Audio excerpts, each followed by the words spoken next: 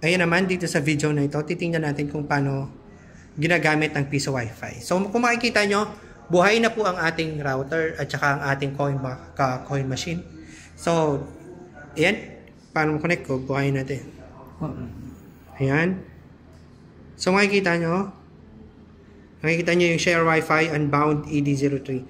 So, yan, pwede nyo pong baguhin yung pangalan yan. Ituturo namin sa ibang video tutorial kung paano yan gagamitin. Ngayon, ang ipapakita namin ay sa customer side, paano gagamitin ng customer yung Piso Wi-Fi.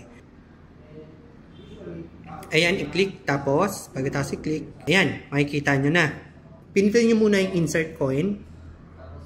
Makikita nyo, ayan, may nakakonect na siya na, anong tawag doon? May naka-check na coin box. Tapos, insert coin. Okay? Ayan, kung nakita nyo, ayan, meron kang 30 seconds para maghulog. Yung coin box mo, biglang namatay. Kanina nakailaw yan. Sige, lagay na po tayo.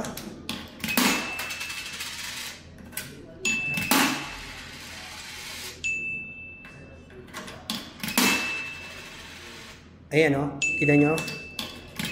Lumalabas na yung mga inilalagay natin.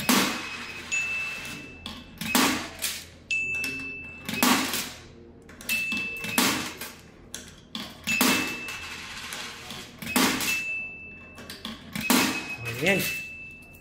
Tapos, click done paying pagtapos na. Ayan, kita nyo lumabas na po yung 19 pesos na inihulog natin. Tapos, mamimili ka kung ilan. Ang piso ay 10 minutes. Pwede po yung ano yan. I-modify. Yan. Subukan po natin yung 5 piso. 5 piso, 5 pesos.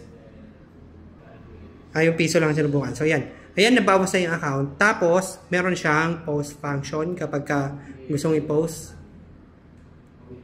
Ayan, tapos kapag pwedeng kumonek lang ulit. Babalik po ang dating oras. Ayan, ganyan lang po kabilis. Parang normal na Piso Wi-Fi lang naman. Ganyan lang kabilis ang paggamit niyan.